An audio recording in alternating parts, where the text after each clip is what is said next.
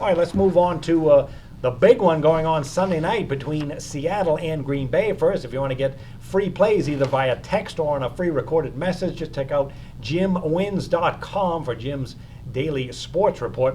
All right, the Seattle-Green Bay game is just fascinating here. Green Bay at home, Lambeau Field. They are a 3.5-point favorite with a total of 48. Not surprising. The early money, 68% of it, is on the home team here in the Packers. Called this a revenge game, a rematch of that wild NFC title game back in January.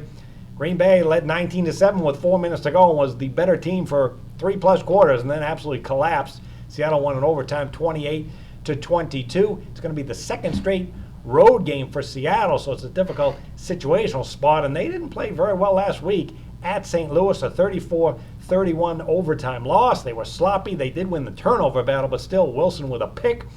No Cam Chancellor in the secondary. The special teams made a big gaffe. So Harvard is a Seattle team. Do they have issues, and are they in a bit of a trouble? Well, issues should be confined to Sports Illustrated. I'm not sure if they have issues or not, but I know one thing: Green Bay will extract revenge this week. Like you said, they were up 19-7 with 4 minutes left. They were up 16-0 at the halftime. They whatever happened in that locker room at halftime, I'm not sure. Also, have they had a chance to extract revenge from that substitute refs game where the last play a couple years ago? So this really lines up well for Green Bay. They're on national TV. They're playing at home. And you asked what happened to Seattle last week. Well, Wilson's no superstar. He never has claimed to be. He's let's put him at maybe better than average. Obviously, Lynch, he's okay, but he has just at best an average offensive line to run behind. Kearse and Baldwin, they're average as far as wide receivers. They have a new center, which I think is going to be something where you got to get used to, because the centers, they basically call the plays for, the offensive line and everything. And I think the loss of Dan Quinn is going to have an effect on a lot of things on the defensive side. Seattle's also, they're not that great on the road. And in order to win at Green Bay, you must be great. So I don't think that Aaron Rodgers and Eddie Lacy and the team, it's such a manageable point spread. Lay the 3.5. I got no problem doing that. Well, Russell Wilson is getting paid like a superstar. You're saying he's not there yet? They're paying him because the fans want him there. They want him paid, and the fact that he's winning. I'm not sure if you took out that, what you usually do is you say, okay, what would Russell Wilson be like if he was on Tampa Bay's team? He probably would already. He might have already been cut. So, it's just a matter of timing, and who knows? We can't do that, but that's really my attitude. What would he be like on another team? Yeah, I would agree with that. I don't think he's a superstar. He's better than Winston and a lot of other marginal guys, but Winston will be okay. He's fine.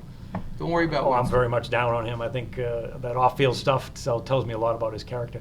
All right. Anyway, let's move on to this Green Bay team. They've got some technicals that are just astonishing. 38-17-1 against the spread on grass. They're coming off a blowout win here. Not a blowout win, but they won at Chicago, a division rivalry game, part of a 10-3 run over the total against the NFC, as well as 16-7 run over the total. Now they're coming home, and boy, you just look at the emotion going into this game. The fans are going to be into it, and the fans, coaching staff probably rolling the game, Phil. So, Zach, when you line up this one, you can look at it from a situational point of view, a matchup, a revenge. How do you look at it?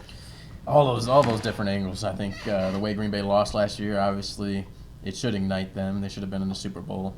That meltdown's going to go down in history, maybe up there with the Bills losing all those times in the Super Bowl. But Green Bay, this is not going to be an easy game, as Hollis mentioned, but I will side with Green Bay as well. I think the big edge, it's not going to be Aaron Rodgers, it's not going to be quarterback play. Russell Wilson is going to be the running back factor. And right now, Eddie Lacy, he's that back that Marshawn Lynch was 4 years ago. He can run in between the tackles. He's going to keep the chains moving. He made some fantastic catches out of the backfield that really swayed the momentum in the Packers-Bears game last week. And defensively, Green Bay's not there just yet, so I think Seattle's going to be in this game maybe through till the fourth quarter. It's going to come down to the end there. But I believe that Aaron Rodgers and Eddie Lacy, they'll have that one key drive towards the end of the game that's going to propel them to this victory. It's going to be a tough game. But I'd go to the ticket window and go with Green Bay on this one. All right, this is second straight road game for Seattle. They're off that physical game at the division rival Rams last week. I'm not normally big into revenge, but that certainly is something to look at for this game. I'm more into matchups, and the matchups in the trenches really concerns me if I'm a Seattle Seahawks fan, because this offensive line has been talked about in August as being very poor. They didn't run the ball very well, below average. In fact, one rating I saw had them the worst in the NFL. And then game one, 6 sacks they gave up last week, and the running game struggled. Many times coaches and teams get in a funk where things go wrong for a long period of times. And I look at the Seattle team. They had a long stretch here where everything went their way. The management brought in some terrific talent in the draft. They hit the jackpot with Russell Wilson. They won the Super Bowl as a dog. They just killed Denver. A lot of things were going their way. They won that NFC title game back in January with a miraculous comeback. What happens when teams like that have adversity? Well, it already happened with this team in February. Everything just blew up with that shocking Super Bowl ending. Then the offseason, Wilson got the big contract. Cam Chancellor says, "Where's my money?" Got some players who are grumbling. They question what the coaching staff called on the final play in that Super Bowl.